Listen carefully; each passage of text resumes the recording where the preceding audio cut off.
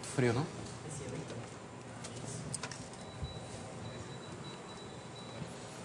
Ok, deixa eu passar a terceira lista aqui.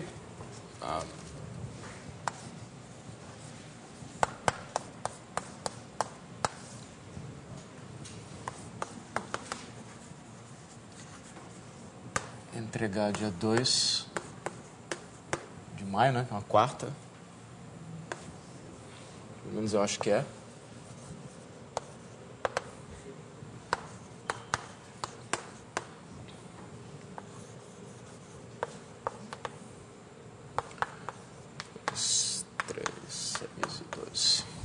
Ok?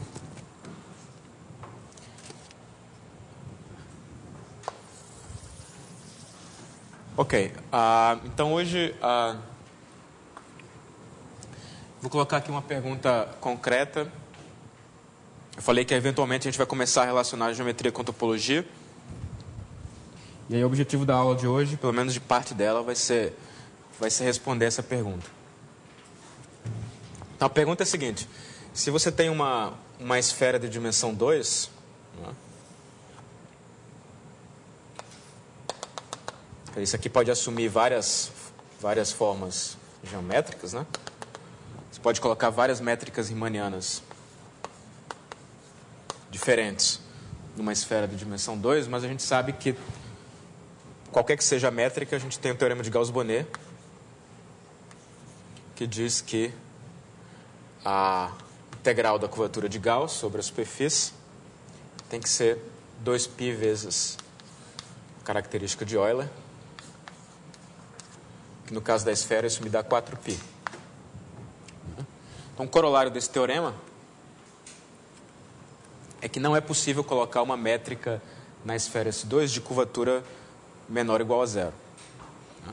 Então, isso aqui implica que não existe uma métrica G em S2 com curvatura menor ou igual a zero. Então, isso é um exemplo, né, de você estar relacionando aqui a geometria local da sua métrica, né, com a propriedade global, que é a informação de que a sua variedade é uma esfera. E as duas, nesse caso aqui, são incompatíveis. Então, a pergunta que eu queria colocar aqui: o que acontece se a gente vai para a dimensão 1 a mais? Então, a pergunta é, se eu olhar para uma esfera de dimensão 3, a pergunta é se isso admite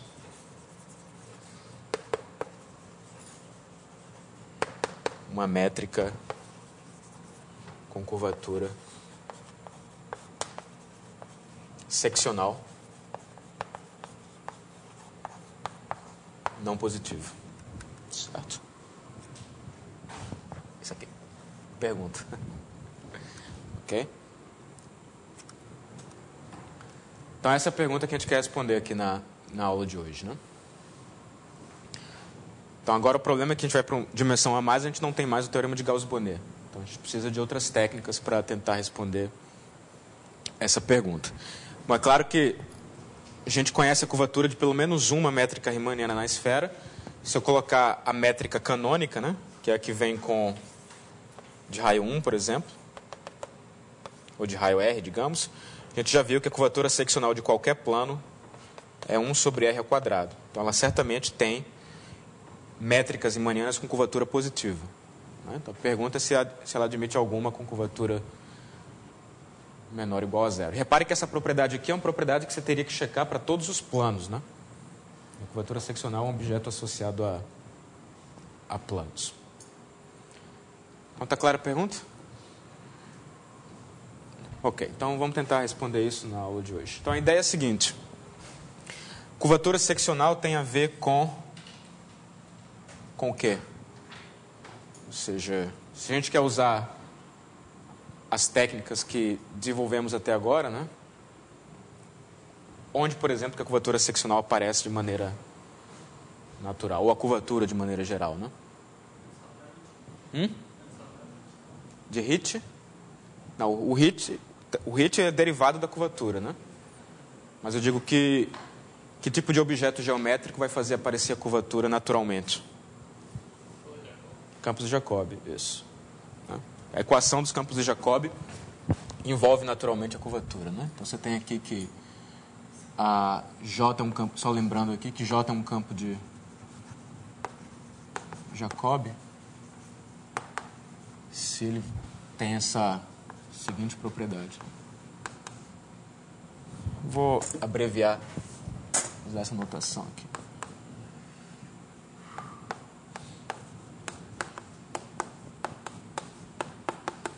Que é igual a zero. Ok.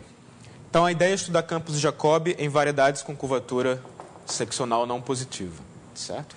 Então a primeira informação que você tem é, você quer olhar, por exemplo, para o comprimento de um campo de Jacobi, que mede o afastamento das geodésicas, né? Então digamos que eu pegue uma função, digamos que eu pegue um campo de Jacobi e olhe para a função f de t, que é simplesmente a norma do campo de Jacobi ao quadrado. Ou seja, isso aqui é o produto escalar dele por ele mesmo, certo? Isso aqui é ao longo de alguma geodésica, né? Uma certa geodésica gama. Então, se eu derivo uma vez aqui, a gente fica então com duas vezes o produto escalar do J' pelo J, né? Isso aqui é a derivada covariante. Se eu derivar então mais uma vez, eu fico então com duas vezes o J', mais duas vezes a segunda derivada do J interno J. E aqui, claro, eu posso usar a equação de Jacobi. Então, o resultado final fica duas vezes esse termo aqui, que é a norma do J' ao quadrado. E aqui eu fico, então, com a menos duas vezes. E aqui aparece o R de J, gama linha, J. Tá certo isso daqui? Então, qual é o sinal desse termo aqui? Aqui tem que lembrar as convenções que a gente vem usando no curso, né? Teria que trocar aqui. Quando usa a convenção, isso aqui é exatamente uma curvatura seccional. Quer dizer, vai ser precisamente uma curvatura seccional se o campo de Jacobi for ortogonal ao gama linha, né? Módulo comprimento.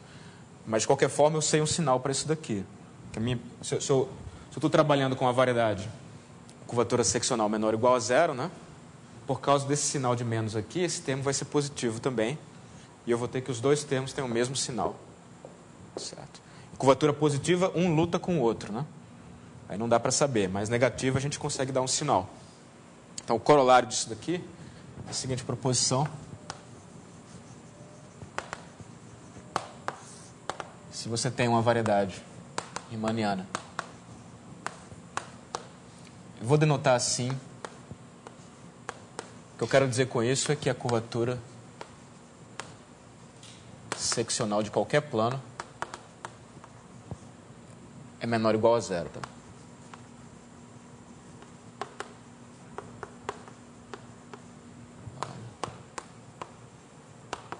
É não positivo. Então, o que a gente provou é que a norma ao quadrado, se olhar para a função t, manda em j ao quadrado de t, isso aqui é sempre uma função convexa. Uma função convexa. Para qualquer campo de Jacobi, né? Para qualquer campo de Jacobi. Certo? Simplesmente porque, nesse caso, os dois termos vão ser não negativos. Então, isso aqui é não negativo se o K é não positivo. Certo? Bom, aí é interessante olhar para os campos que se anulam, eventualmente, em dois extremos, né? Porque esses são os campos que definem a noção de ponto conjugado e são os campos que identificam se você tem ou não pontos críticos da exponencial. Acontece que se você tem uma função convexa, não negativa, que se anula em dois extremos, ela tem que ser zero. Não é? Ou seja, o corolário disso daqui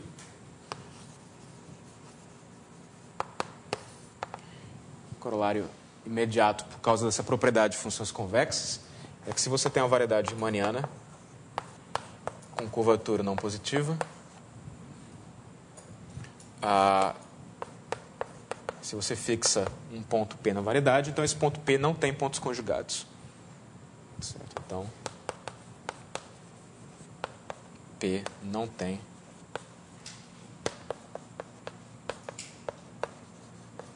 pontos conjugados.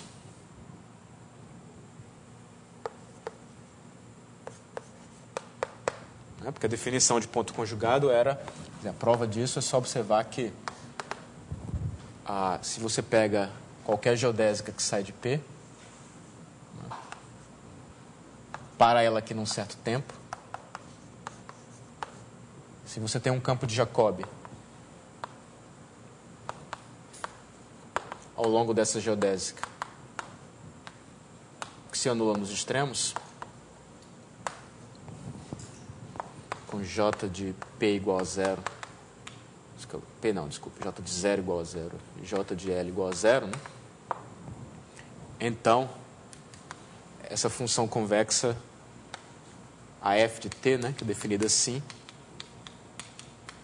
vai satisfazer.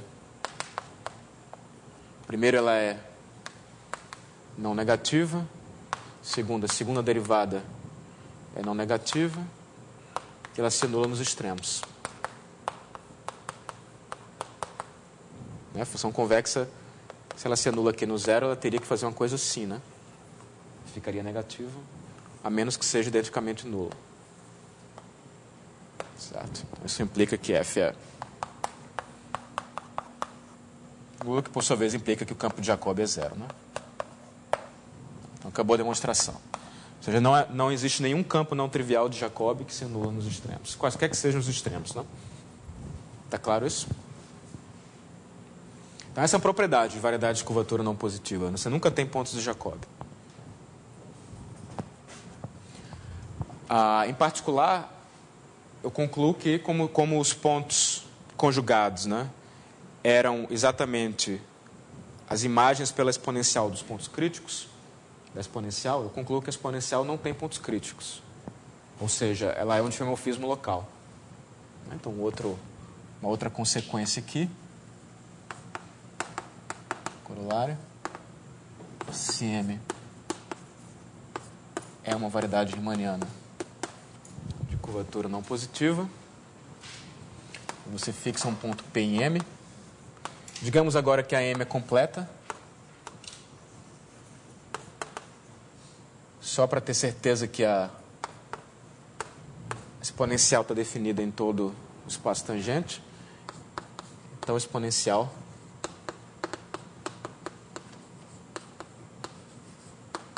tem que ser um diff local.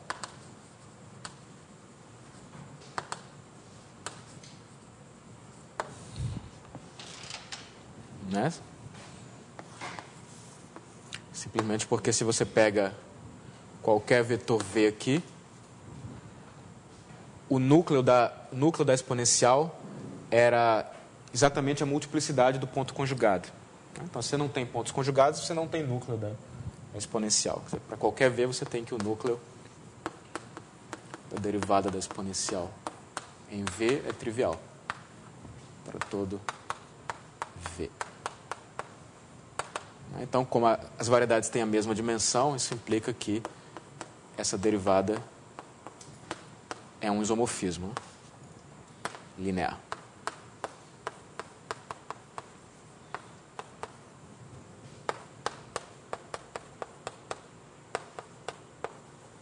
É um isomorfismo linear.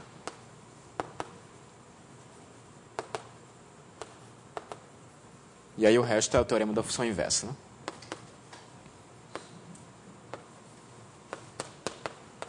Ok? Tá certo isso? Tem alguma dúvida até aí?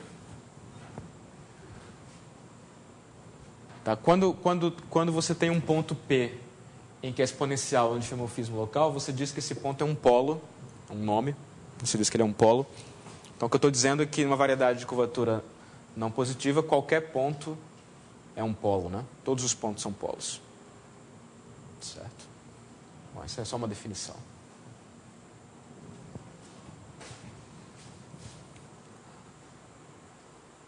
Em geral, talvez você fale que é um polo quando é um difemorfismo global. Então, não vou definir ainda agora, não.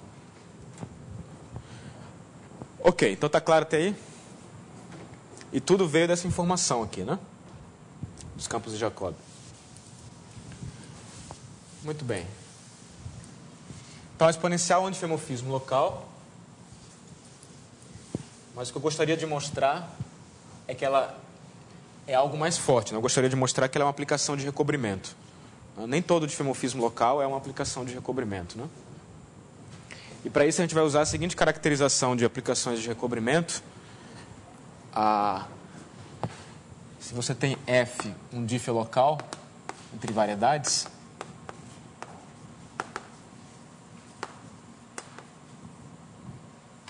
então F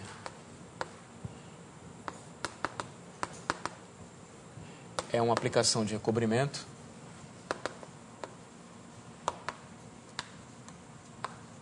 Se somente se ela tem a propriedade de levantar caminhos. Certo? Então, se somente se F levanta caminhos. E o que isso quer dizer é que se você me dá qualquer curva embaixo, para toda curva C embaixo, né, contínua, você pega um ponto dessa curva, digamos, um C de T0, e pega um ponto em cima que cai nele, né? Então, se você escolhe um ponto em cima, então que o F de P é o C de T0. Você tem aqui a curva embaixo, na N, aqui está M, e aqui vem a F, né? Então, você escolhe um P aqui, que desce no C de T0. Então, a afirmação é de que existe um caminho. Na verdade, esse caminho vai ser único, né? Porque segue da propriedade de ser difemorfismo local. Existe um caminho aqui em cima que é projetado pela F no caminho de baixo. Existe cetil com... No ponto T0 ele passa pelo P e ele cai na... é projetado na curva embaixo. É uma maneira prática de checar que um difemorfismo local é aplicação de recobrimento. Na definição usual é você pega um ponto embaixo, na N, você tem que mostrar que existe uma vizinhança desse ponto, tal que a pré-imagem dessa vizinhança, pela F, é uma união disjunta de vizinhanças, todas elas aplicadas homeomorficamente sobre a vizinhança de baixo. A definição usual de aplicação de recobrimento, né? Mas é mais prático, então, no caso de checar que ela levanta caminhos. Então, é isso que a gente vai fazer para a exponencial, mostrar que ela levanta caminhos. E aí tem uma demonstração que tem um truque interessante.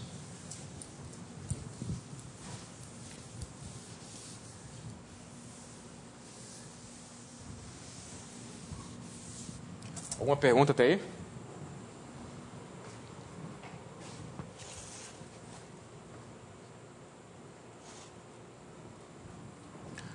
Então, a gente prova o seguinte lema, né?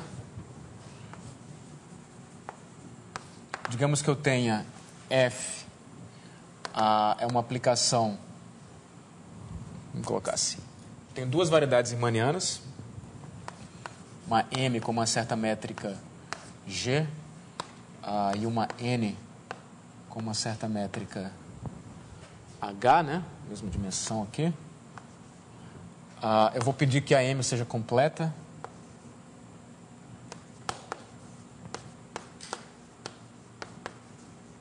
Como variedade riemanniana. Então, se você tem uma aplicação F, que vai de M em N, com a propriedade que ela aumenta distâncias, isso significa que eu vou pedir que a derivada da transformação aumente o comprimento de vetores tangentes. Então, peço que a norma, a derivada de F, num certo ponto x, aplicado a um certo vetor V é sempre maior ou igual que a norma do V para todo x em M e V tangente em x. Então F é uma aplicação de recobrimento.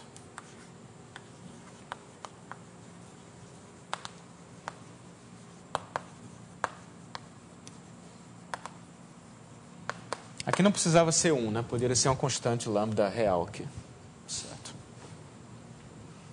Um certo lambda real. Lambda positivo, né? Tá? Então, em particular, se você tem essa propriedade aqui, a F vai ser um difeomorfismo local, né?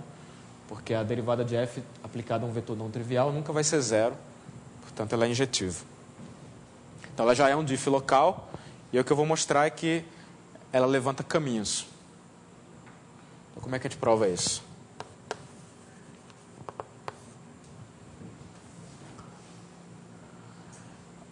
Provar essas coisas é sempre mais fácil fazendo desenhos, né? Então, a ideia é que você vai pegar um caminho aqui embaixo, né? Digamos que esse caminho saia de um ponto P.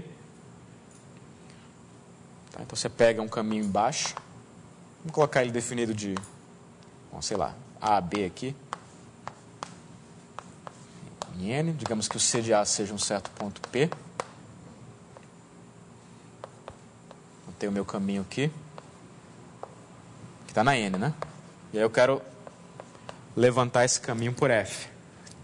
Então, o que você faz é, pega um ponto aqui em cima que projeta no P, né? Certo?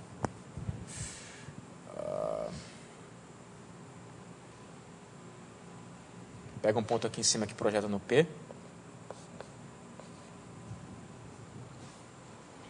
Então, que o F de PT é igual a P. Digamos que esse ponto já está lá. E aí eu quero levantar esse cara aqui, né? Passando por esse ponto PT. Então, a ideia é, como ela é um difeomorfismo local, né? Tem uma vizinhança desse ponto PT que é aplicado por F difeomorficamente sobre a vizinhança aqui embaixo. Então, em cima aqui na M. Então, eu sempre consigo começar o caminho. Né?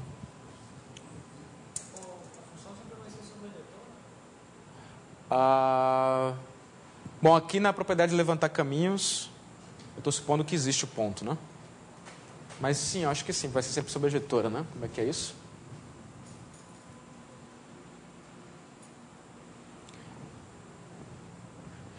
Se você supõe que a variedade de cima é conexa, né? Porque aí você pega, você fixa um ponto aqui em cima, aí você quer pegar um certo quetil aqui, né? Como é que é isso? Desculpe. Eu pego um ponto P em cima, olho para a imagem dele por F, ele me dá um ponto P aqui embaixo. Agora eu pego um outro Q qualquer e quero mostrar que esse Q está na imagem de alguém. Né? Então o que você faz é você pega uma curva aqui, supondo que ela é conexa, C, e aí você usa que ela levanta caminhos. Né? Então como ela levanta caminhos, vai ter uma curva aqui, Cetil, que projeta na curva de baixo. E aí o ponto em que ela termina vai ser um ponto que é aplicado pela F no ponto Q. Então o que eu estou mostrando é que se ela levanta caminhos, né, e as variedades são conexas, ela é sobrejetora. Esse ponto Qtil aqui, que é simplesmente o Ctil no tempo final, vai ter a propriedade que o F dele é igual a Q. Certo? Na definição de levanta caminhos, eu já escolho o ponto de partida aqui. Tá?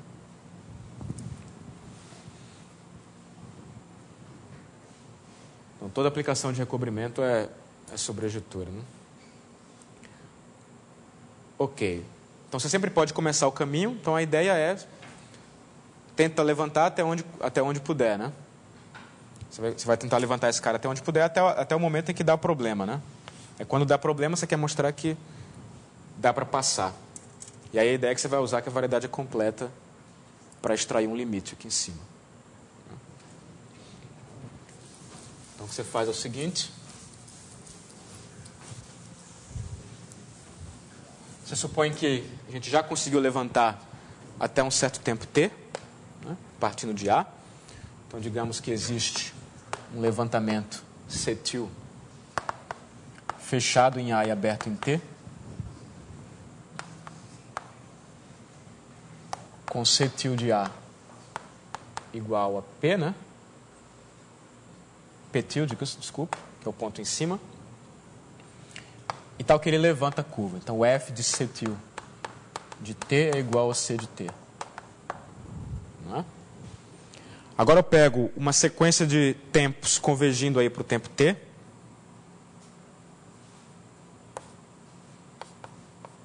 Não, uma sequência de pontos aqui. TK.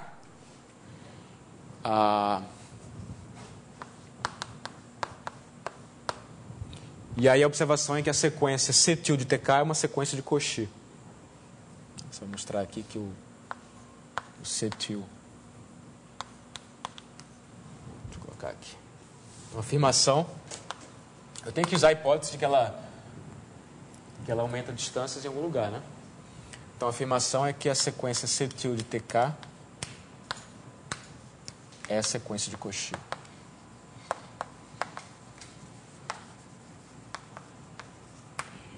E por que isso? Bom, se eu olhar para a distância na variedade de cima, né? Estou olhando para a métrica G. Então, reparem que isso aqui é calculado com respeito à métrica H, né? Enquanto que o V aqui na métrica G. Então, se eu olhar para a distância em cima de um ponto a outro, digamos, do cetil de TK para o cetil de TL, né? Por definição, essa distância é menor ou igual que o comprimento de qualquer curva que liga os dois pontos. Então, em particular, isso vai ser menor ou igual que o comprimento da curva cetil no intervalo que vai de TK a TL.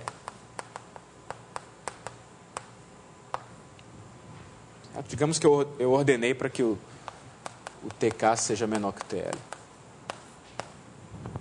Certo?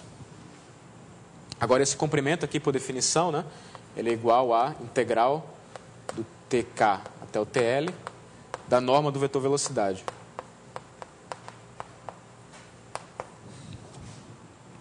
Só que a gente sabe, como ela levanta a curva C, né?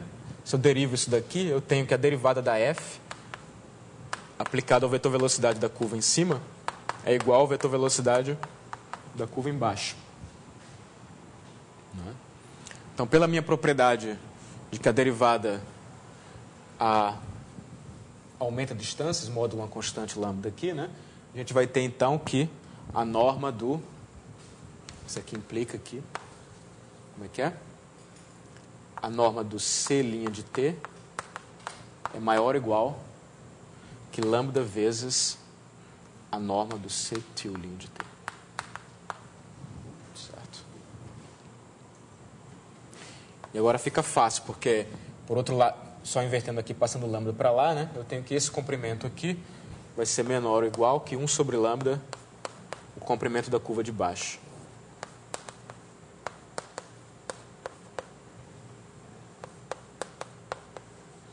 Aqui era em cima, né? E aqui embaixo.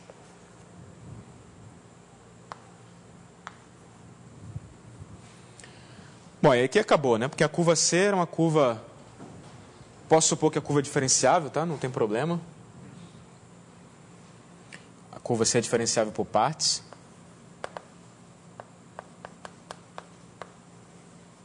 Então, em particular, o vetor velocidade tem uma norma controlada, né? Você pode supor que o C' de T é menor ou igual que uma certa constante M para todo T, de A a B. Então, acaba que isso aqui é menor ou igual que M sobre lambda TL menos TK. Né? Como esses T estão convergindo para o T, né? Eu provei que isso aqui é uma sequência de Cauchy. Então, veja que foi fundamental, né? A propriedade da derivada aqui, né? Ok, então daí você tira o limite. Agora ficou... O resto agora ficou canônico, né? Porque uma vez que ela é uma sequência de Cauchy, já que eu estou supondo que a minha variedade de cima é completa, eu tenho um limite, né? Então, como M é completa...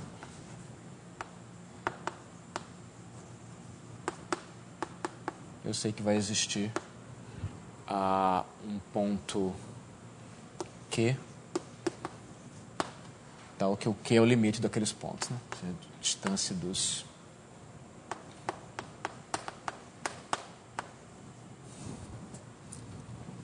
que converge para zero.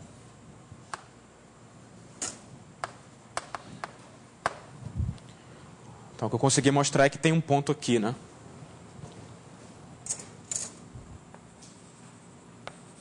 E aí, uma vez que eu sei que tem um ponto aqui, né? Que ele tem que ser aplicado pela F aqui embaixo, aí eu já posso pegar agora uma vizinhança centrada nesse ponto, que é aplicada homeomorficamente aqui, e aí você usa essa vizinhança para continuar a curva. Certo. Tá, então, isso implica aí que existe uma vizinhança V A de Q tal que F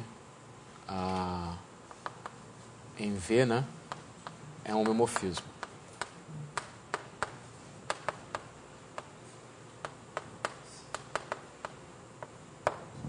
E aí, para K suficientemente grande, esses caras caem dentro da vizinhança.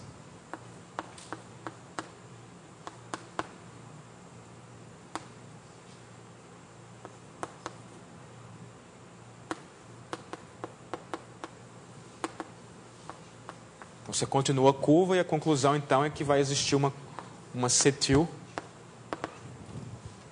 que está definida numa coisa que vai de A até um certo T mais delta.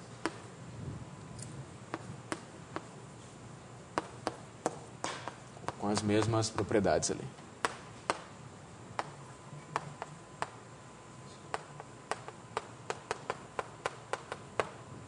Tá certo?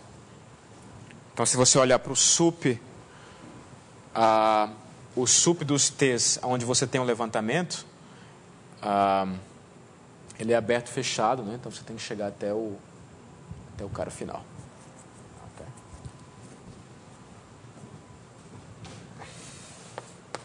Então, no final das contas, você encontra uma cetil que está definida no intervalo inteiro.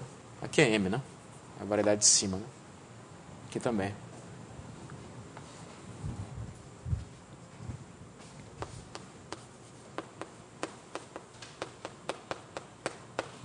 Ok?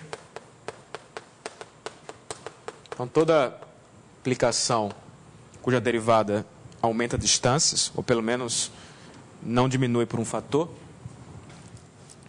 é uma aplicação de recobrimento se a variedade de cima é completa. Né? Tá claro isso aí? Então, a gente vai aplicar isso à exponencial. Então, vamos voltar aqui para a geometria riemanniana, né? Para a curvatura. Então, a minha afirmação é que sempre que a exponencial for um diffie local, e ela estiver definida no espaço tangente inteiro, sempre, sem hipótese de curvatura nenhuma, ela é uma aplicação de recobrimento. Então, a proposição é a seguinte.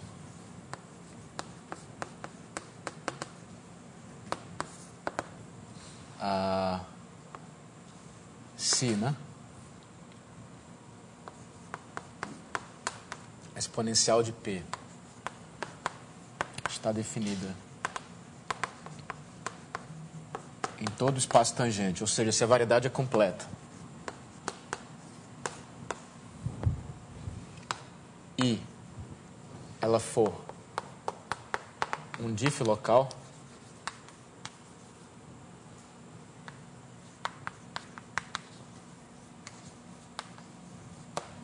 então ela é uma aplicação de recobrimento.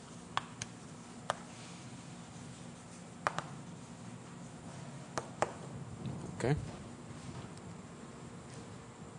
A demonstração disso é um truque interessante. Alguma pergunta aí? Aqui? Sim, ela vai ser completa até porque eu estou supondo já que ela está definida em todo o tangente. Isso aqui é equivalente a ser completa, né? Ok, então como é que é a demonstração disso? Reparem que aqui não tem hipótese de curvatura nenhuma, né? É uma proposição geral. É uma propriedade da aplicação exponencial. Então a ideia é a seguinte. Para mostrar, eu tenho uma métrica riemanniana na M, né? Sim, Franco. Aí não precisa supor que a curva C é diferenciável por partes. Ou seja, porque se nós somente está demonstrando o levantamento de caminhos para curvas que sejam diferenciáveis. Sim. Também, ou seja, o único fato que você precisa aí é que a distância de dois pontos acima na M esteja acotada com a distância de suas imagens no M. Uhum. Mas aí você está certo. Ou seja, o ponto é que se você mostrar que ela levanta diferenciáveis por partes, isso já implica que é uma aplicação de recobrimento. Se eu posso me restringir às diferenciáveis por partes, se eu quiser. Mas a desigualdade que tem, ou seja, a desigualdade que tem, que faz importância aí, que justamente a distância dos pontos acima está acotada por um sobre lambda, a distância dos pontos abaixo. Isso. A convergência dos pontos que estão abaixo é sim, a curva não precisa ser contínua, ou seja, não precisa ser diferenciável, não precisa ser contínua, para que a distância abaixo controle a distância arriba e a distância acima a distância de coxinha. Sim, sim. Então, o que você teria que provar, então, seguindo essa linha de raciocínio, é que essa propriedade aqui é infinitesimal, né? Você tem que mostrar que isso daqui implica essa propriedade das distâncias em torno dos pontos. Se você provar isso, então o argumento segue igual. Ok. Então, voltando aqui, né? Quero provar que isso aqui é uma aplicação de recobrimento. Então, eu já tenho uma métrica riemanniana na M, né? No espaço tangente, você sempre pode colocar a métrica trivial, que é pegar ele vem com um produto escalar e pensa nesse produto escalar como constante, né? Isso dá uma métrica que é isométrica ao espaço euclidiano. Mas aí você precisaria comparar, olhar para a derivada da exponencial, né? E comparar as normas com essa métrica. Isso não é tão simples, mais tarde a gente vai estudar coisas desse tipo, né? Existe um truque aqui que permite aplicar o lema sem fazer contas, basicamente. Sem fazer contas.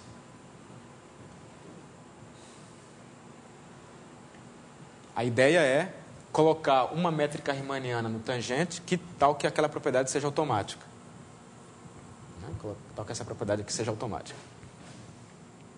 E aí o natural a fazer é pegar a métrica do pullback, né? Já que eu sei que isso aqui já é um diff local, eu posso tomar o pullback da métrica riemanniana e vou ter uma certa métrica riemanniana aqui nessa variedade. Certo? Então a ideia é fazer o seguinte, eu definimos a GTIL, que é simplesmente o pullback da G pela exponencial. Então, isso aqui é uma métrica no espaço tangente. E ela está bem definida justamente porque a aplicação é um diff local, né?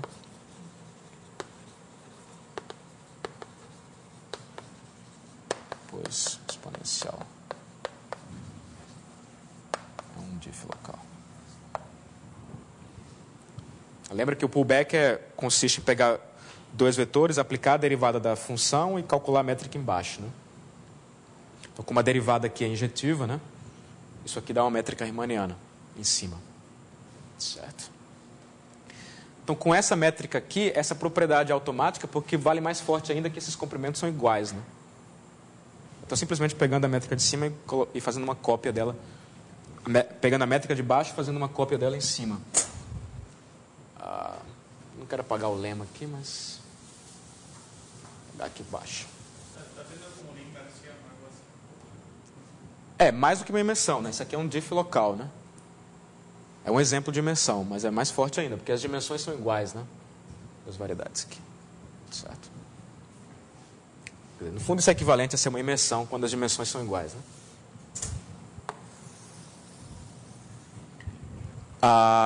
Então, a propriedade é que, como por definição do pullback, né? Só lembrando aqui que o pullback é definido assim, né? Você pega dois vetores V e W, você faz métrica G nos pontos correspondentes, né?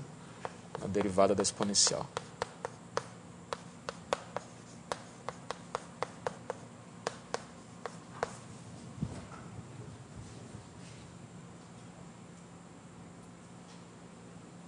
Tá certo isso? Então, o que isso está me dizendo é que isso aqui é por definição, né?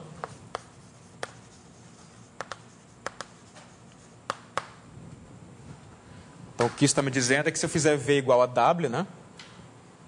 O que eu estou olhando aqui, faço V igual a W, pego a raiz quadrada, sei lá. Isso aqui é exatamente a norma do V na métrica de cima. Isso aqui está, então, me dizendo que essa norma é exatamente igual à norma da imagem pela derivada na métrica de baixo. Certo. Então, essa propriedade é satisfeita com igualdade com lambda igual a 1. Ok. Ou seja, isso implica aqui que a gente pode aplicar o lema, né? Podemos aplicar o lema se o quê? O que está faltando aí para aplicar o lema?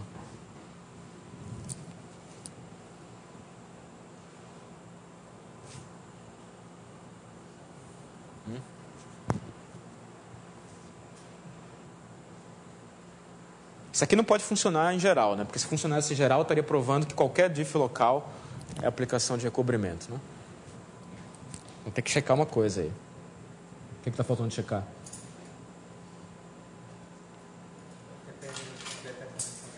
Como? Que é completa, né? Eu tenho que mostrar que, na minha notação aqui, eu tenho que mostrar que a variedade de cima, né, de partida, é completa. Nesse caso, a variedade de partida é o tangente. Então, eu tenho que mostrar que tangente com a métrica adjetil é uma variedade completa. Então, podemos aplicar o lema se o tangente com essa métrica adjetil é completo. E ele precisa checar isso.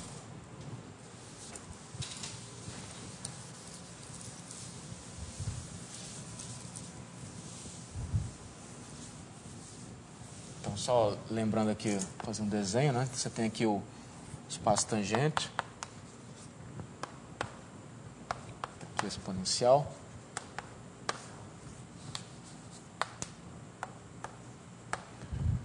Então, geralmente, quando eu falo de métrica riemanniana no tangente, eu pego a trivial, que é pegar o produto escalar constante. Mas aqui é diferente, né? Estou pegando uma métrica que está variando de ponto a ponto. Eu quero mostrar que ela é completa. O que eu faço? Você tem que olhar lá no Hopf-Hinel, né? E ver qual é a propriedade mais adequada para essa situação, né?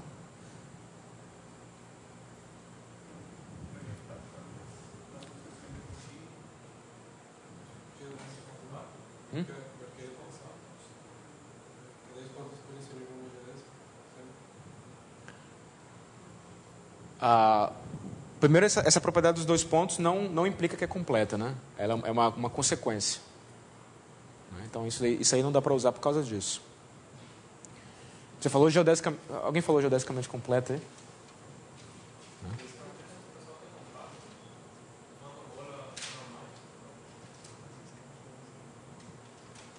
Mas aí você precisa saber que as distâncias estão indo para mais infinito. Você tem que lembrar agora que a distância da adjetil não é necessariamente mais a não ser que você prove isso, né? Você pode provar isso daí. Mas lembra que a métrica adjetil é uma métrica diferente. Não é mais aquela métrica... Ela está variando de ponto a ponto. Certo. Isso, as radiais são geodésicas, isso. Você pode provar, acho que você pode provar o que você está falando aí, mas tem uma maneira mais simples. Que vem do que você está falando aí, de que a geodésica, se eu olhar para as retas que saem da origem aqui, né? Se eu pegar uma reta radial aqui, a imagem dela pela exponencial é uma geodésica, né? Gama é uma geodésica da M com a métrica G.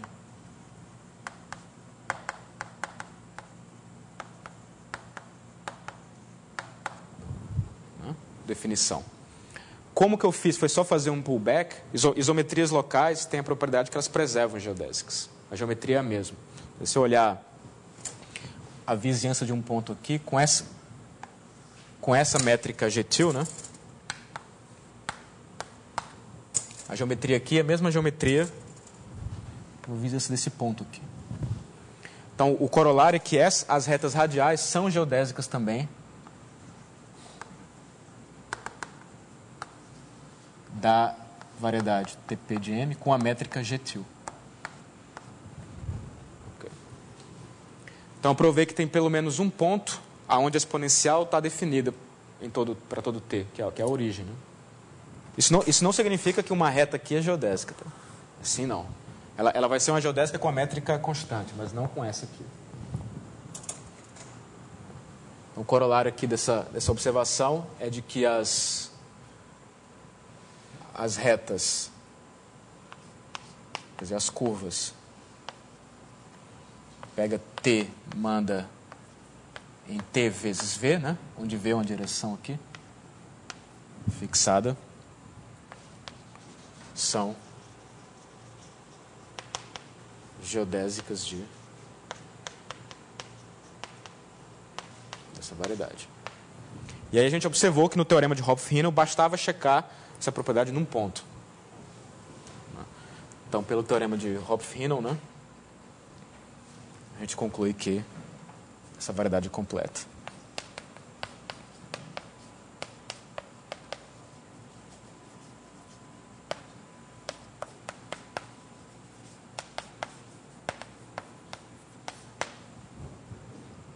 Porque existe um ponto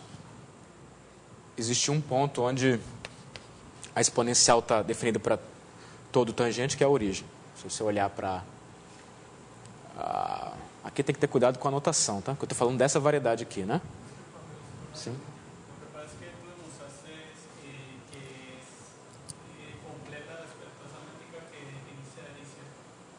Com a GTIL.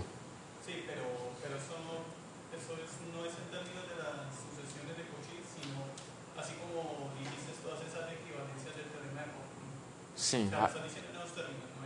São todas equivalentes. Você pode escolher qualquer uma. Aí eu escolhi essa daqui, de que existe um ponto, que nesse caso aqui é a origem, onde as geodésicas que saem desse ponto estão definidas para todo o parâmetro T.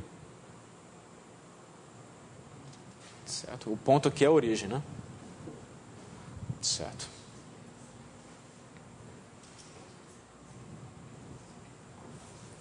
Tá certo isso?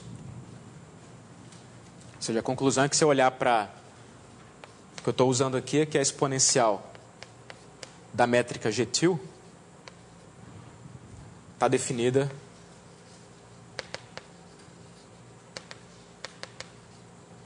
em todo o tangente na origem. E aí, pelo Hopf-Hinel, significa que a variedade é completa.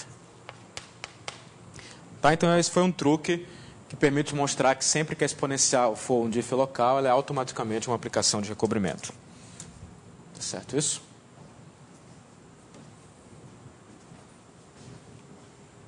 Ok, mas então, alguma pergunta sobre essa parte aqui? Então agora vamos voltar para a pergunta, né? Então eu tinha colocado originalmente a pergunta se a esfera S3, esfera tridimensional, admite ou não uma métrica com curvatura seccional não positiva. Então qual é a resposta?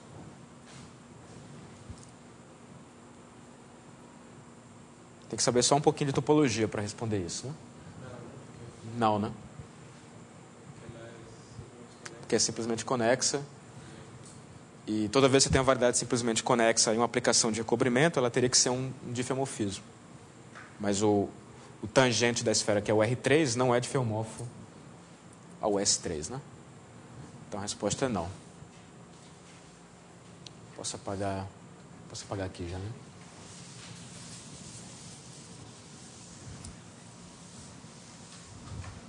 Então, o corolário de tudo isso é o seguinte teorema, que responde a pergunta, né? O teorema diz o seguinte: se você tem uma variedade riemanniana completa, a curvatura seccional não positiva em todos os planos E se ela é simplesmente conexa,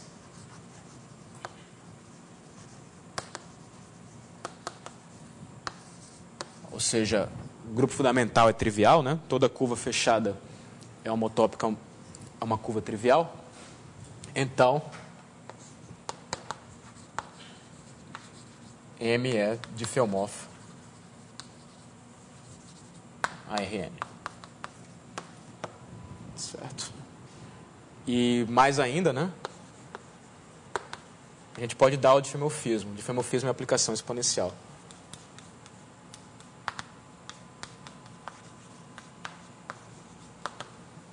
É diffeomorfismo global, nesse caso, para todo ponto P.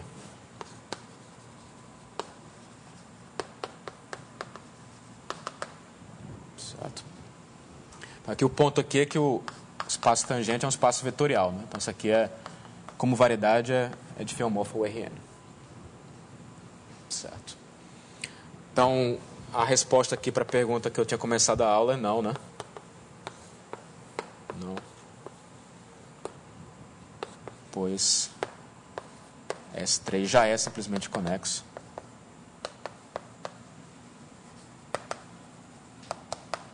Mas não é diffeomorfo a R3. Até porque ela é compacta, né? Certo. Tá, então isso ilustra, né, que essas coisas parecem a priori serem simples, né, mas você já está provando coisas topológicas, né? A pergunta pareceu complicada, né? Como é que eu vou responder essa pergunta aqui? Mas trabalhando com campos de Jacobi e aplicação exponencial, a gente conseguiu responder. Da mesma maneira, você prova que nenhuma esfera, claro, admite métrica de curvatura seccional menor ou igual a zero, né?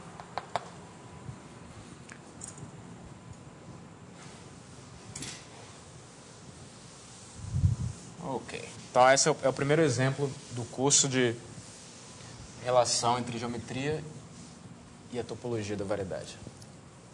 Se eu olhar para S2 por S1, por exemplo, né? Tem métrica ou não tem métrica de curvatura seccional menor ou igual a zero? Essa variedade aí. Também, a pergunta é só saber um pouquinho de topologia, né? Bom, topologia é saber... Vou fazer o seguinte aqui, então. Então, vou colocar essa pergunta aqui, certo? Primeiro, deixa eu fazer uma observação, né? A observação é que se você coloca a métrica produto, o S2 tem uma métrica canônica, né? O círculo também. Então, se eu colocar isso aqui com a métrica produto,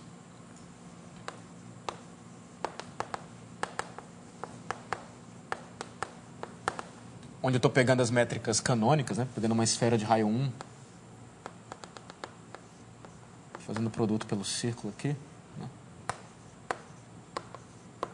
Isso aqui eu deixo como exercício para vocês. Talvez já seja um exercício do livro, não me lembro agora. Isso aqui tem, ou talvez eu tenha colocado como exercício, também não me lembro. Mas isso aqui tem curvatura seccional não negativa. Certo? Quer dizer, ela não é estritamente positiva porque toda vez que você tem uma métrica produto, os planos mistos, né, que incluem uma direção numa variedade, outra direção na outra, sempre tem curvatura zero em métricas produto. Então, ela é só não negativa. Então, a pergunta é se ela teria alguma com métrica com curvatura não positiva, né? A pergunta é se isso aqui tem métrica com curvatura não positiva. Certo? E aí? Não, né? Qual o natural a fazer aqui?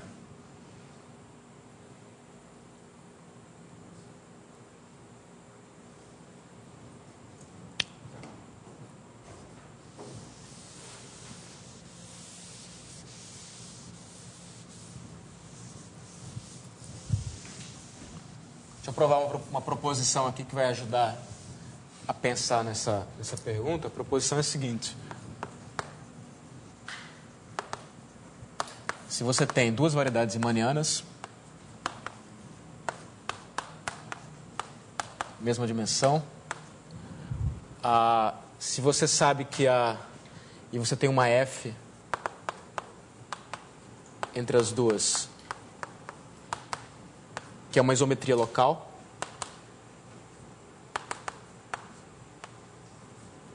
e você sabe que a de baixo é completa,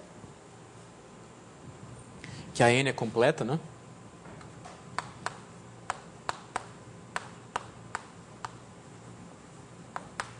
Então a de cima é completa também.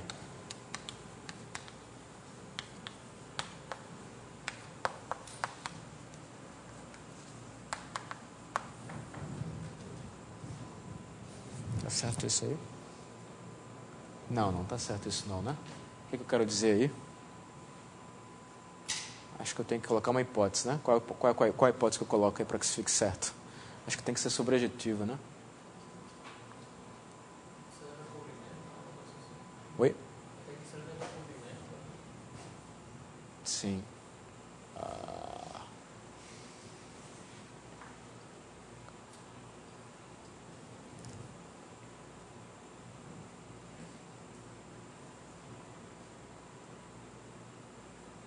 Então vamos colocar isso que você sugeriu aí, aplicação de recobrimento. Isso aqui que eu coloquei não é verdade não, tá? Você podia pegar só um subconjunto aqui. E aplicação de recobrimento.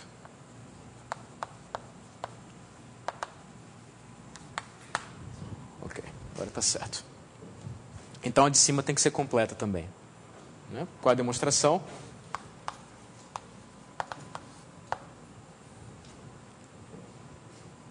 Como é que prova isso aí?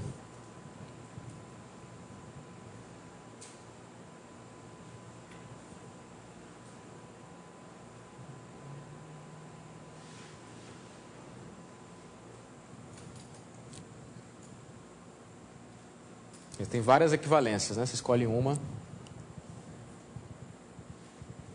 Recobrimento, em particular, implica que levanta caminhos, né? Se levanta caminhos, levanta também geodésicas, né? Geodésicas são casos particulares de caminhos. Então, tá claro isso? Então, como as geodésicas embaixo estão definidas para todo T, eu sempre posso levantar para cima, e esse levantamento vai ser uma geodésica porque a F é uma isometria local, eu concluo que as geodésicas de cima também estão definidas para todo T. Certo?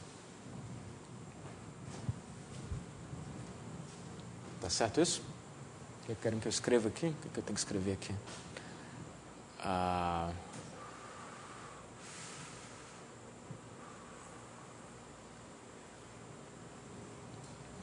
Você pega uma geodésica, fixa um ponto em cima, P em M, né? Você fixa um vetor tangente aqui. E olha para o ponto imagem, né? Então você tem um ponto Q, que é o F de P, em N, tem um vetor W, que é a derivada da F aplicada ao V. E aí você sabe que a geodésica embaixo, gama, está definida em toda a reta, né?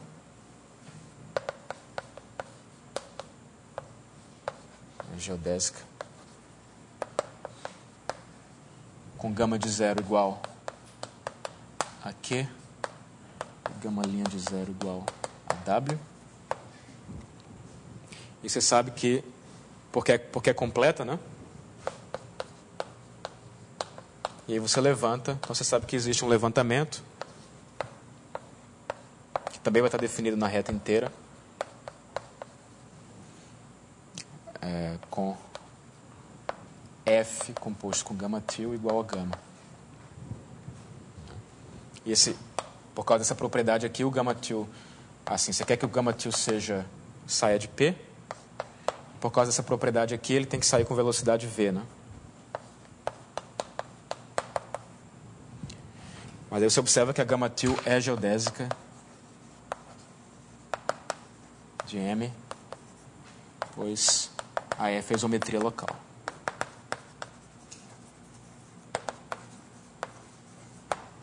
Certo? Então, eu mostrei que no ponto P, as geodésicas que saem de P também estão definidas em toda a reta. Né?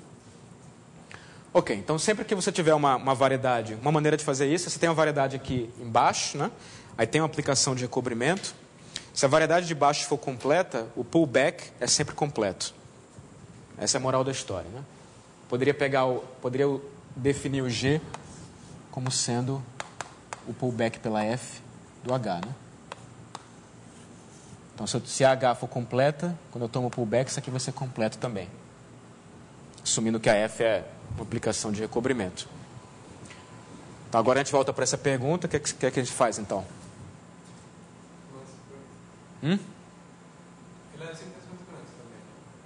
Não é simplesmente conexa, não. Porque tem um círculo aqui, né? O grupo fundamental... Tem um S1 aqui. O grupo fundamental do produto é a soma dos grupos, né? Então vai dar Z, nesse caso. Bom, aqui a resposta você olha para o recobrimento universal, né? Então a resposta é não, novamente. Não. E a argumentação é a seguinte, né? O recobrimento universal desse cara aqui, né? Não, pois o recobrimento universal desse cara aqui, que é denotado assim, né? É exatamente... O recobrimento universal do produto é o produto dos recobrimentos universais. Então aqui vai me dar a esfera que é simplesmente conexa, mas o círculo me dá a reta. Certo? Então esse cara aqui não é difeomorfo a R3. Certo? Então deixa eu escrever aqui uma proposição. Só para justificar isso aí. Essa proposição é simplesmente fazer o que a gente já fez com um pouquinho de topologia.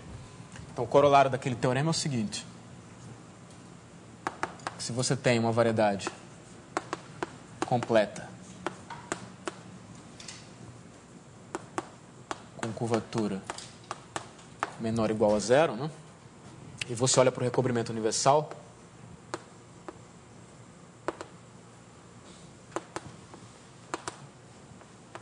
em particular esse cara é simplesmente conexo,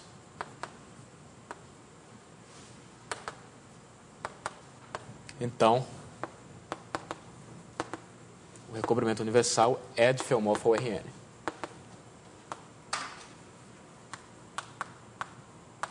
Essa é uma propriedade topológica de todas as variedades completas com curvatura não positiva. O recobrimento universal tem que ser o Rn. Certo? E a demonstração é só juntar o que a gente já tem. Né? Você tem sua variedade aqui embaixo, então você considera o recobrimento universal, AM. A gente tem uma métrica riemanniana aqui embaixo, então você pega o pullback. Então você define Gtil, definição, como sendo pullback da G pela π. Lembrando que isso aqui é uma aplicação de recobrimento. E aí o ponto é que, como eu tomei simplesmente o pullback, π fica sendo uma isometria local. Isso aqui implica que π, que vai da mtil com a métrica gtil na m com a métrica g, é isometria local. Certo? Porque o pullback é feito para que ela seja, né? Então, em particular, as curvaturas têm que ser as mesmas, né? Em planos correspondentes. O ponto aqui é que curvatura é um objeto geométrico, então ele tem que ser preservado por isometrias. Checar isso, sei lá, um exercício aí para vocês, mas se você tem uma isometria de uma variedade na outra e a derivada manda um certo plano no outro plano aqui, as curvaturas correspondentes têm que ser iguais. Consequentemente, como a de baixo tinha curvatura não positiva, a mtil também vai ter curvatura não positiva. Né? Então, isso implica que a curvatura do recobrimento é não positiva. E, por outro lado, como eu já sabia que era uma aplicação de recobrimento, né? E a de baixo é completa, ela é completa também.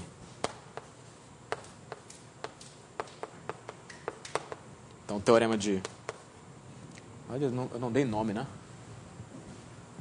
Esse teorema aqui é o teorema do Hadamard. Tá?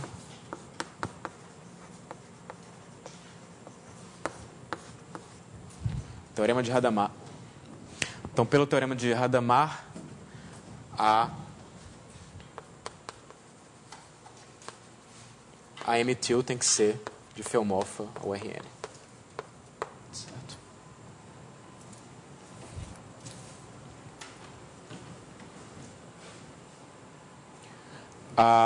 Aproveitando isso, então, variedades com essa propriedade aqui, né, que são completas, tem curvatura não positiva e são simplesmente conexas, são chamadas de variedades de Hadamard.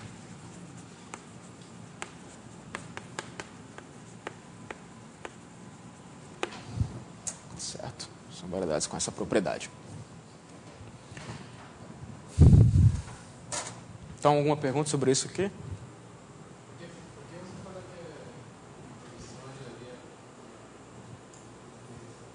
Por que eu falei o quê?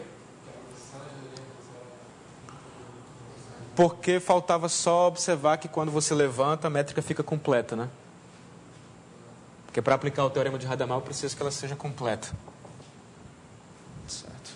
Então, a ideia é que se ela tivesse uma métrica de curvatura não positiva, você levantaria, teria uma métrica de curvatura não positiva completa no recobrimento. Porque compacta é sempre completa, né? Certo? Então, isso já dá, quer dizer, é uma ferramenta que já permite responder negativamente essas perguntas. Ah, essa variedade aqui não tem nenhuma geometria com essa propriedade. Então, só uma outra perguntinha aqui. Então, me deem aí algum exemplo de uma variedade que tenha curvatura não positiva. Compacta, digamos. Eu tenho falado, nas perguntas eu tenho colocado sempre compacta, né?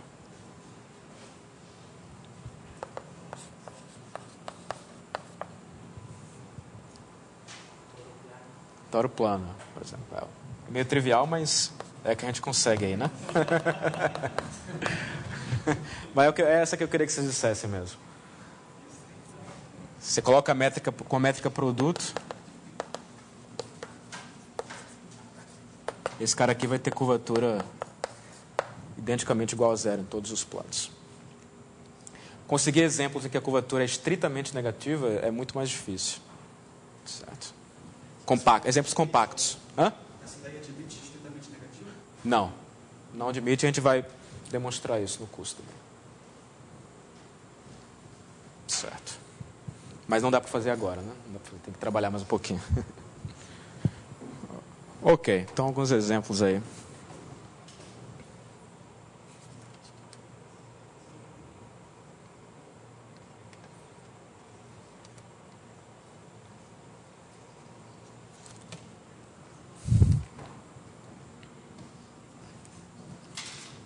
Ok.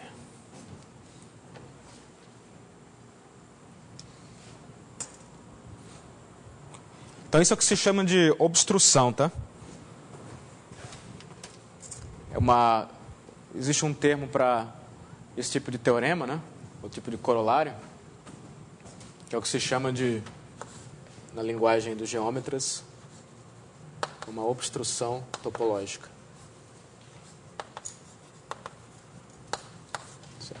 O que significa é uma condição topológica que você tem que checar se você quiser colocar uma métrica de curvatura menor ou igual a zero. Certo? Então, existem vários exemplos de obstruções topológicas em geometria. Esse é um deles. Muito bem, então a gente tem 15 minutos ainda, vamos trabalhar mais um pouquinho, né? Ok.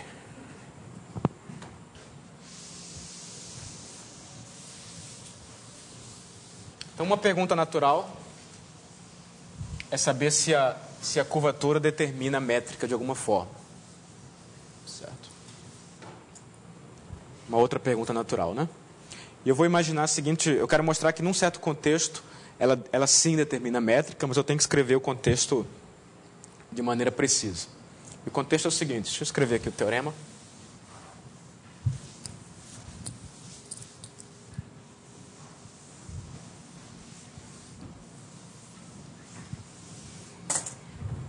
Então a ideia é a seguinte, imagina que eu tenho duas variedades riemannianas, uma M-til e outra M aqui.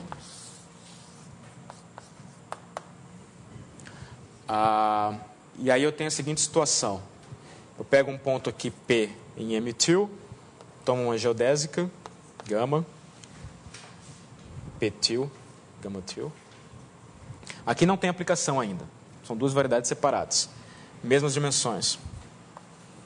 Eu pego aqui um ponto P, tenho uma geodésica gama, certo? Aí digamos que você me dê um vetor V aqui, certo? Bom, aqui claramente eu tenho um espaço tangente, né? Também tem um espaço tangente aqui. E o espaço tangente com um produto escalar fixado, um é sempre isométrico ao outro. É sempre possível dar uma isometria linear, né? Pega uma transformação linear que manda uma base ortonormal em outra. Então a gente fixa I, uma isometria linear que vai desse tangente aqui do tangente aqui. Isometria linear. Então o que você pode fazer é o seguinte, dado um vetor V aqui, né, na extremidade final da geodésica, posso fazer o transporte paralelo desse vetor ao longo da geodésica até chegar no P, né?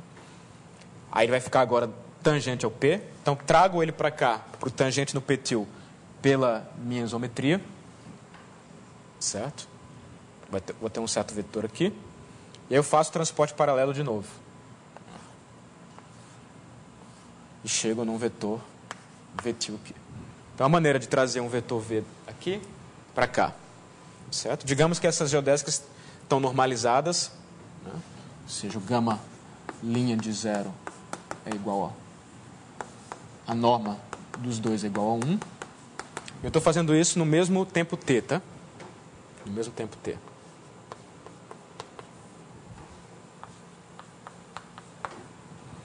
Então essa transformação que eu defini, eu vou dar um nome, eu chamo de φt, que é a transformação que faz isso que eu falei, né? Como é que é mesmo? Eu posso fazer ou saindo daqui ou saindo de lá, né? Qual que vocês preferem?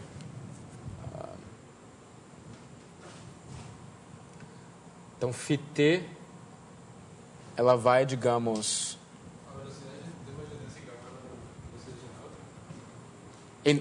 A norma.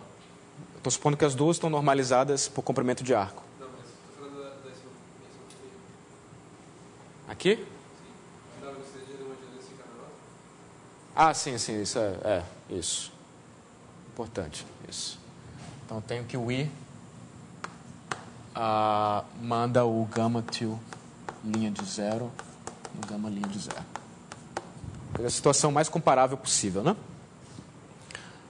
Ok, então, deixa eu colocar uma anotação aqui. Então, digamos que essa φt vai daqui e lá. Então, ela vai pegar o tangente no gama de t de m, vai mandar no tangente do gama-til de t de m-til. E a definição da φt é: você pega o transporte paralelo na gama e aplica a inversa, onde o transporte paralelo está indo do tangente aqui no tangente aqui, tá? Estou chamando isso de PT, transporte paralelo. Depois eu aplico o I a menos 1, né?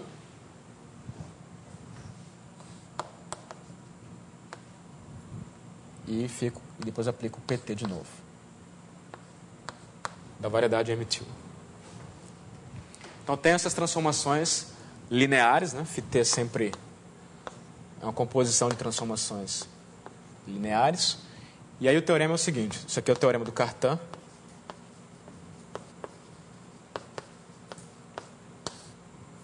Ele diz que se, usando essa φt para comparar vetores, as curvaturas são iguais, então as métricas são isométricas. E a isometria é dada por, pega um ponto aqui M-til, traz pela exponencial, aplica a isometria linear e joga com a exponencial de novo. Quer dizer, a coisa mais natural possível. Então, o teorema de Cartan diz, então, que, vamos escrever aqui, suponhamos que φt, eu estou falando aqui, né? Então, eu vou pegar a curvatura da M-til, né? De φt, de U, φt, de V, φt, de W, φt de, sei lá, Z. Vou supor que isso aqui é sempre igual ao R do UVWZ.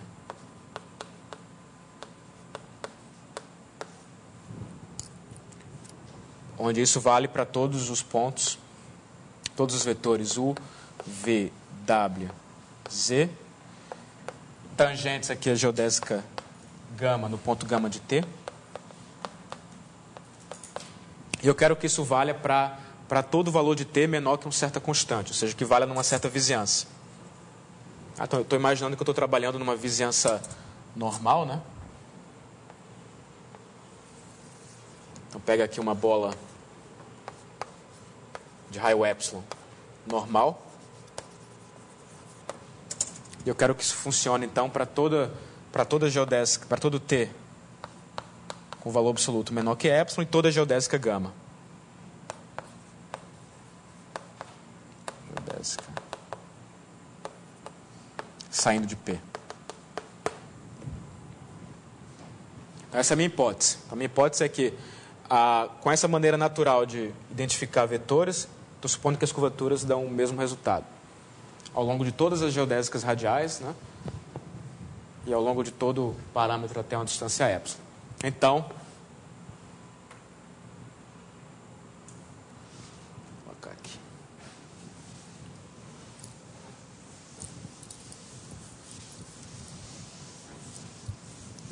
Então, a aplicação que faz, se eu chamar de F, a aplicação que pega exponencial da M-til, né? No ponto P-til, inversa, composto com I, composto com exponencial de P. Isso aqui vai pegar uma vizinhança, a bola que eu escrevi ali, né? Vai mandar dentro da bola de raio epsilon centrada em P, é isometria.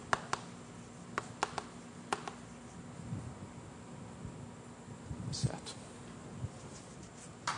Essa é a afirmação.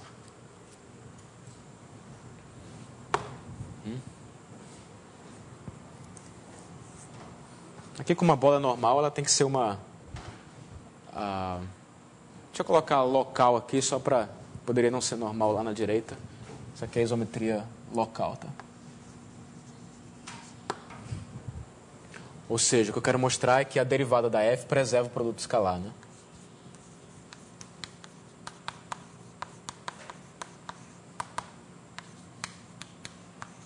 Para todos os vetores. Então, isso é uma maneira em que, de certa forma, a curvatura determina a métrica, sim, mas dentro desse contexto aqui, né? Eu tenho que ter uma maneira natural de identificar os vetores. Certo? A demonstração é simples. Vamos ver o que dá para fazer aqui. Talvez, então, possa deixar a demonstração para a próxima aula, falar só de algumas aplicações, né? Alguma pergunta aí sobre o enunciado?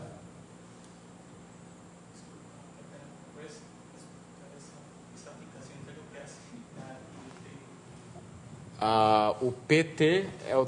Ok, então PT é o transporte paralelo ao longo de gama, né? Então, isso aqui vai do TP de M no T, gama de T, M. Transporte paralelo. Transporte paralelo ao longo da gama, né? E o PT-til faz a mesma coisa na M-til.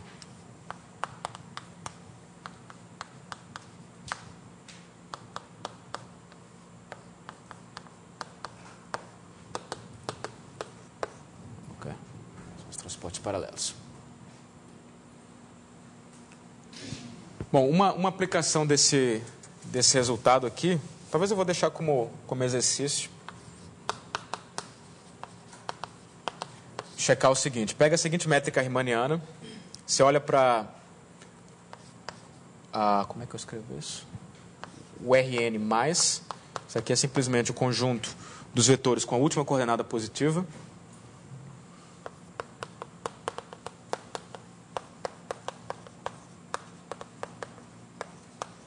Isso aqui é o chamado modelo do semi-espaço, né? E aí você olha para a seguinte métrica G, que é a métrica euclidiana, dividida por xn ao quadrado. Essa aqui é uma métrica no semi-espaço. Então o exercício é checar que essa métrica é completa. G completa no semi-espaço.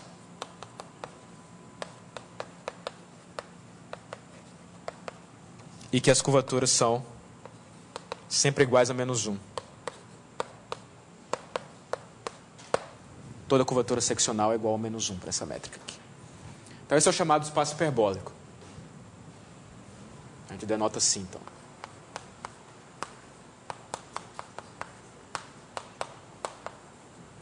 Chamado espaço hiperbólico. Eu vou deixar como exercício. O livro do Manfredo faz isso aqui, com as contas lá, né? O que ele usa é que você pode calcular as curvaturas calculando derivadas da métrica. A gente, em algum momento, derivou uma expressão. Você primeiro calcula os símbolos de Christoffel, né? Depois você tem uma expressão não linear que permite calcular a curvatura a partir da métrica, né? E assim ele calcula que as curvaturas são iguais a -1. Mostrar que é completo também não é difícil. E esse então o modelo de curvatura negativa, né? Constante.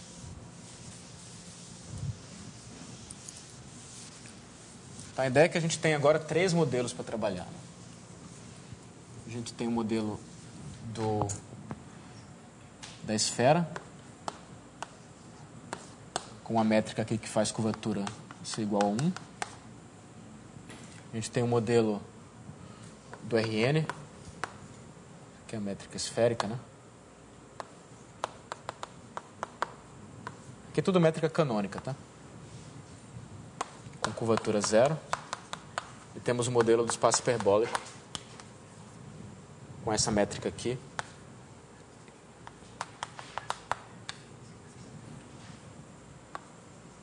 Que tem curvatura -1.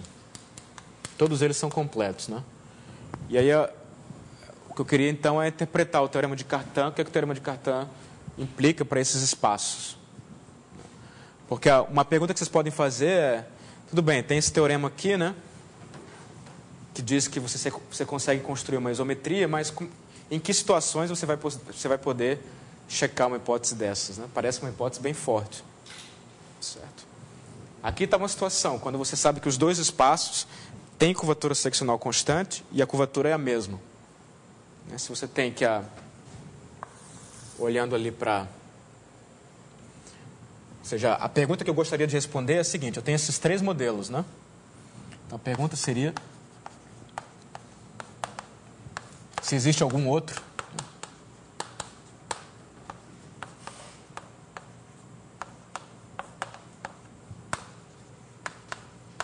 modelo de curvatura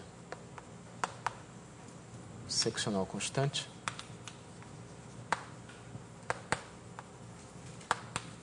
Eu não estou precisando aqui o que é modelo, mas, sei lá, será que existe alguma outra variedade de curvatura seccional constante, né? O teorema de Cartan diz que localmente não, né? Ou seja, diz que se você tem 2 variedades com curvatura seccional constante, a constante é a mesma, então localmente elas são iguais, são isométricas. Simplesmente porque você vai poder checar isso aqui, né? A gente mostrou aqui que se a curvatura é constante, o tensor de curvatura se escrevia, como é que se escrevia? Alguém lembra aí?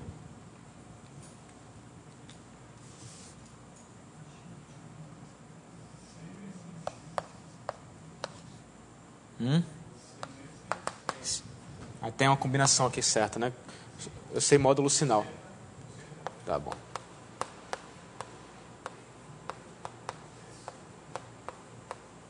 assim, né?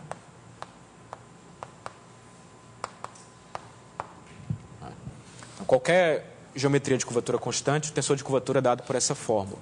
Então, se as duas constantes são as mesmas, né, vai ser fácil checar que esse cara é igual a esse, né? Porque o produto escalar certamente é preservado pelos transportes paralelos. Tá.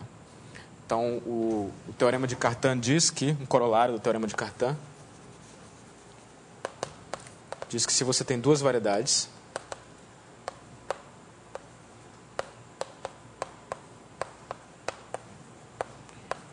você sabe que as curvaturas seccionais são constantes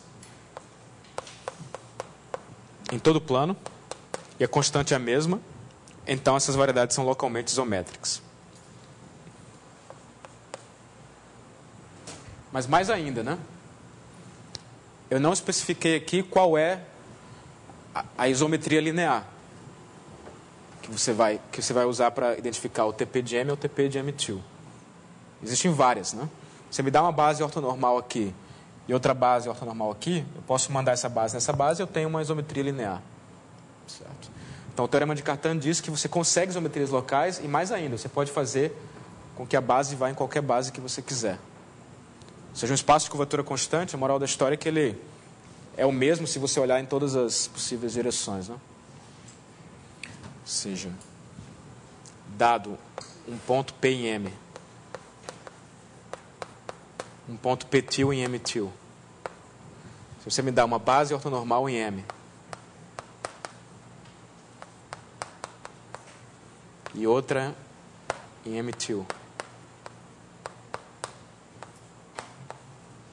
ortonormais. Então, Cartan implica que existe uma isometria local que vai de uma vizinhança do P numa vizinhança do P-til,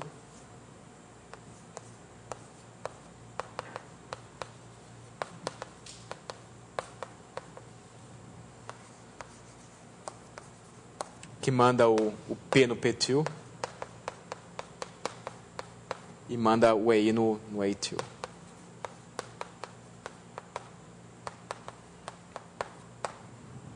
Certo. Ou seja, localmente é o fato da curvatura seccional constante determina totalmente a geometria.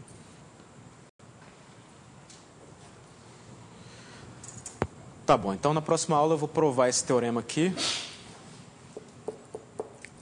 E aí a gente vai analisar a pergunta de maneira mais global, né? Aqui eu respondi só essa resposta local, né? Se os caras têm a mesma curvatura seccional constante, então eles são localmente isométricos, né?